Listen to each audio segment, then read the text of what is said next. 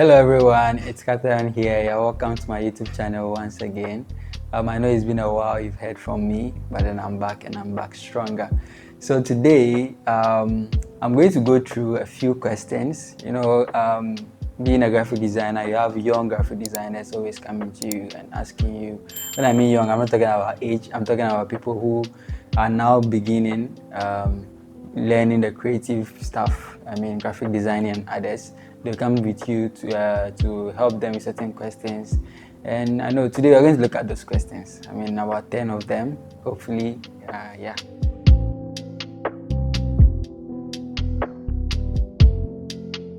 All right, so the first question I'm going to answer is, people often ask, how do I find my unique creative style?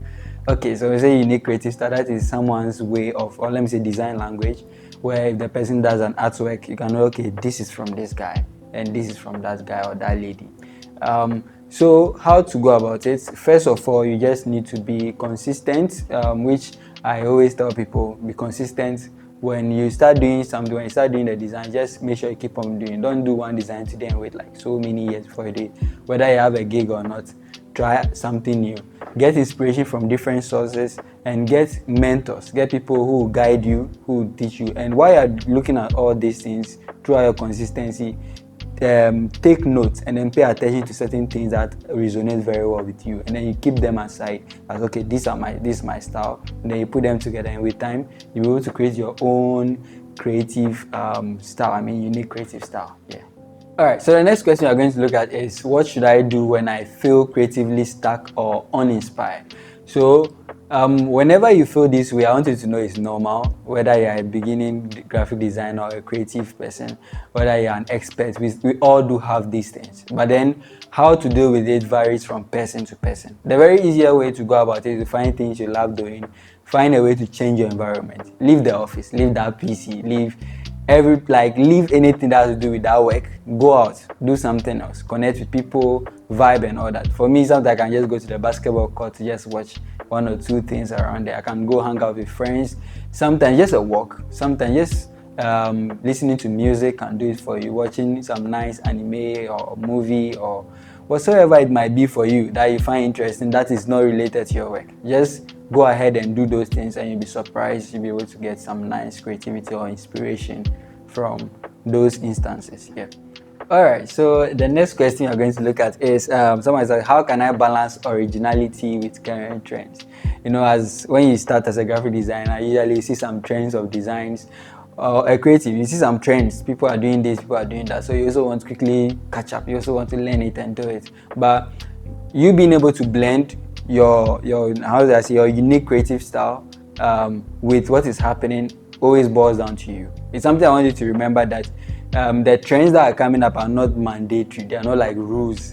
In fact, most of the clients we're working for don't really even care or see those new trends much. So when you're doing the work, don't overwhelm yourself with trying to catch up with the trend, but make sure you keep more energy or pay attention to your style as well, and then find a better way to blend in those new trends that are coming up. But then it's not by force. Let me say, it's not by force for you to catch up with the new trends. With time, you'll be able to get it. So just take your time, little by little. I believe you'll get there. Okay, so the next question people usually ask, but this is a very, very serious question. The question is, what are the essential tools or softwares that I should use as a graphic designer? This question comes to me a lot. The issue is, when it comes to graphic designing or any other creativity like UI, UX, and so on and so forth, the particular tools you use, especially when you're starting, doesn't really matter. That is for me, okay? The tools doesn't really matter. The most important thing to me is you grabbing the concept of what you want to do and understanding how to do it. And then you find the most available tool for you. Then you start with that. When you begin with that, just try your best, try and get a glimpse of the other ones. And with time, you'll be able to find the one that resonates very well with you. But then remember, you always use the right tool for the right job. There are software such as Photoshop, Illustrator, Canva, so on and so forth.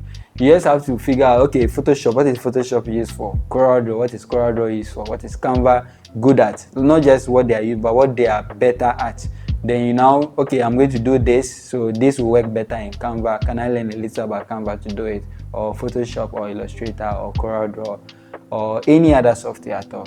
So it doesn't really matter. You just have to take one and get the whole concept, and then you take the others little by little. I think I've answered your question. Yeah. Okay, so the next question I frequently get asked, which is a very, very serious one, it's quite a sensitive question as well. But then let me break it down in a very easier way so you can get me. So the question is, what's the best way to price your work as a beginner? So this question sometimes makes me remember how I started. I did a lot of free works. I mean, like a lot of them.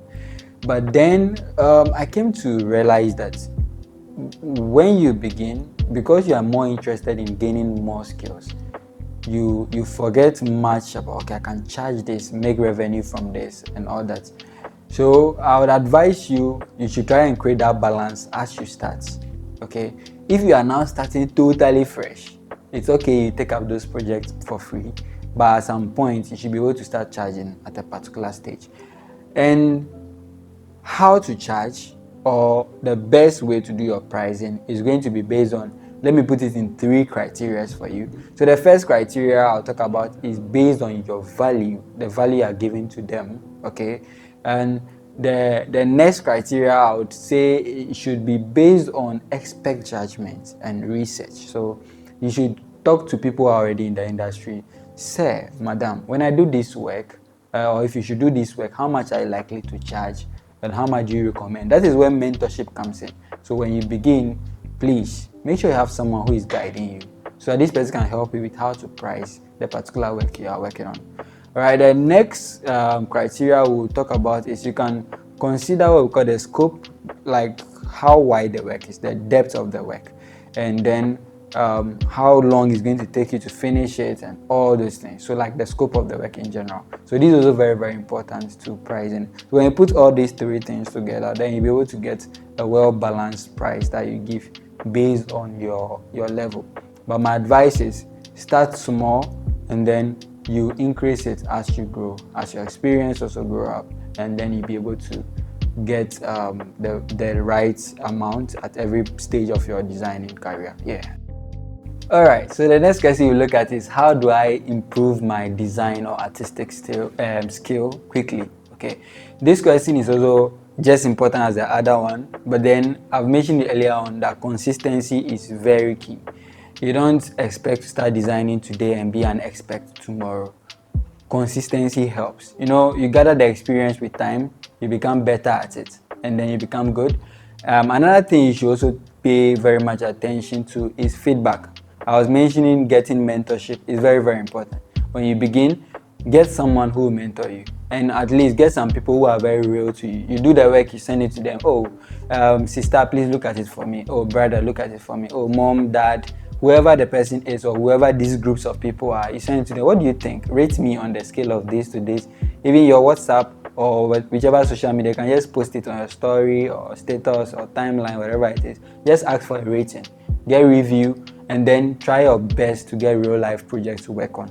And then with time, when you start doing these things, you realize that you'll be able to catch up with what's the name, your skills will become very good, you become sharp, and everything will be on point. Do you get it? But feedbacks are very, very important. Make sure you get people who review your work from time to time. It will help you grow faster.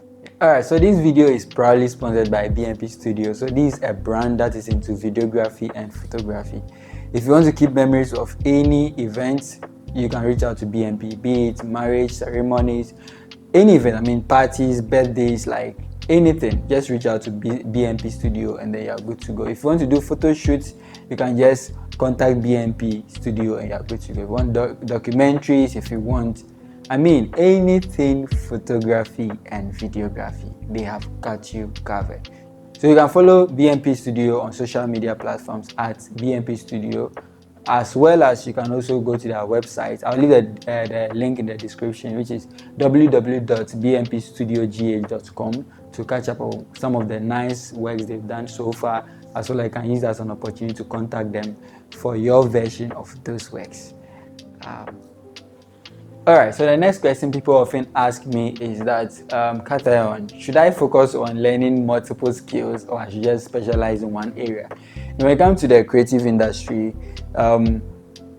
most of them are little related, and I advise that you start broad, and then along the line you start finding the primary things you like the most, and you keep the other ones on the secondary. That's what I did growing up. I learned so many things. I learned around photography, videography, UI, UX, graphic designing. I tried a lot of things, like just all over the creative space, because I didn't know what I could do. I didn't know how far whichever of them could take me. So I just started. Then along the line, I started finding, okay, I'm interested more in this. I love this. I enjoy doing this. And then I kept it. And I realized that this also maybe profits me. There are different skills you can use to measure, okay, this is better for me or not, based on the resources that are available to you. Is that okay? So I think that's it for this question. Okay, so the next question is, how can I build a strong portfolio without much professional experience? So to do this, usually when we begin, we tend to be confused about this, but you need to take it very easy on yourself. The very basic way you can start is by building personal projects. So you design as many times as possible, whether they are real life projects or not. Just try doing something new. Okay, it's Christmas. What can I design something for Christmas? So these are personal projects to build your brand. You put them aside. Another thing you can do is you try to redesign existing designs. Okay, so you just go online, you get some designs out there randomly, pick it up. Okay, so I want to try this out. You do the design, you get someone to assess it for you and all that. If it's okay for you, you keep it aside. You can also get this experience. You can also be able to get some nice designs for your portfolio by going to volunteering. I mean, so there are so many opportunities for you to volunteer on to do designs for free. It's not always that you need to go in for the ones that give you money. Some you need experience, and also you can also go by it by taking on design projects with your team, or your friends, people who are into the design field. You can also try some design competitions as well. You gather more experiences from there that you can add to your portfolio. All right. Okay, so the next question that I'm frequently asked is, what is the best way to get noticed by potential clients and or employees? Okay, so when you begin as a graphic designer, one of the things you need to watch out is keeping records or keeping aside the designs you've been doing from time to time. Okay, so you need to find a very nice way to build your portfolio. You can use resources online. You can use LinkedIn, you can use IG, you can use Behance, you can use Dribble. There are so many of them out there. You can just pick any of them, start putting your designs out there, and then so when people come, okay, you can go here and see my designs and all. That's a very basic thing to do. But aside that, the current clients you have to be very diligent with them. The way you treat your current clients would also show how far they will go to recommend you to other clients. For me, for instance, I don't really do much advertisements. I just do my work and do it well, and you see clients always recommending you to another and another and another. I have a very huge, let me say, connection of clients that I didn't know from anywhere. I just got them through one client who led me to another, and then the next one in that way. So you just have to be very diligent at every single work you do for any client. Another thing you need to take notice of is competency. If the work is given to you, you ask yourself, hey Katayon, can I do this? Hey, this, you mention your name, you talk to yourself. Can I do it? Can I do it well? Can I do it the way I am supposed to do it? If you can't do it, just be very honest with them. Sir, madam, I wouldn't be able to do this. So I'll be able to, can I recommend you to this or that? And then, but then if you're still taking the work in the name of getting the money, it's really going to, let me say, tarnish your image to the clients when you deliver a very poor work. So I would entreat all of us to do our best. If you can't do it, just tell the person, I can't do it, so that you don't put yourself in that situation of reducing the number of potential clients you are likely to get through that person. Another thing I advise you to do is building a good network. So you go to events, expose yourself to certain things. Don't just stay, okay, I'm a designer, so I'm always in the room. No, it doesn't work that way. Try and go to programs. Tell people about yourself. Hey, I'm a graphic designer. Do you care for this? Always, when you're going around, try to look for creativity problems and then find solutions to them. So you're walking around, you see a mini mart or a shop, and you see that they are branding everything into, okay, you can just approach the manager. Hello, please, I design. I can make your shop stand out better, probably online or physically. Then you strike a deal. So these are various ways you can go about getting well noticed by potential clients or employers. All right, thank you. All right, so the next question I usually get asked is, how do I manage client expectations and feedback effectively? So on your design journey, trust me, the work of a designer is something like it's very hard, like very hard. Not really at the designing part, but relating with your clients. Some clients have wild expectations, like, and if you compare some of them, you compare the expectations to the budget they have. Trust me, you might feel like throwing them away. But there are times you need to just like put everything together very well and be in that right. We call it composure, right? You just need to have the composure and communicate more effectively with the client. And then I always personally I always educate my clients on what I'm doing for them. I so that they don't expect too much than actually what I'm going to give to them. So before you begin the work, let them know this is what the outcome is going to look like, and probably this is the effect it's going to have on them and all that. So they don't have too much expectations. And also, if they give you feedbacks, please take it. I mentioned it earlier on. Feedback is a gift. When someone gives you feedback, take it. Try and find the best way you can resolve that issue. Even when you have very difficult clients, which I know you will have, like a lot of them. You have clients that's like, you sometimes feel like screaming, but you can't do away with them. These are people they are human beings, so these are normal with human beings. So you just have to find a way to handle them properly. But then when you get to that verge where you know you can't take it anymore, please don't push any further. Just let the person know honestly that I wouldn't be able to do this work, or it is beyond my limit, it's beyond my boundaries, beyond my this. And always try to be as professional as possible. Please don't mix business with pleasure. This thing is there. I'm not the one supposed to come and tell you though.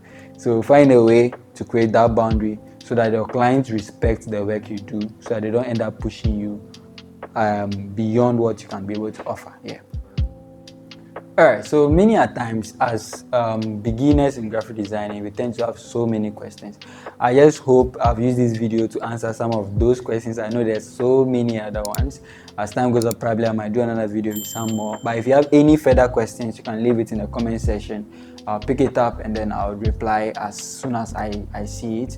And then please take notes, go back, work on it. Some of the tips I've highlighted so many times, such as getting a mentor, being consistent, trying your best to take reviews and take feedbacks. Please take these things into consideration and take them very seriously. Thank you very much for staying tuned to the end of this video. See you in the next one.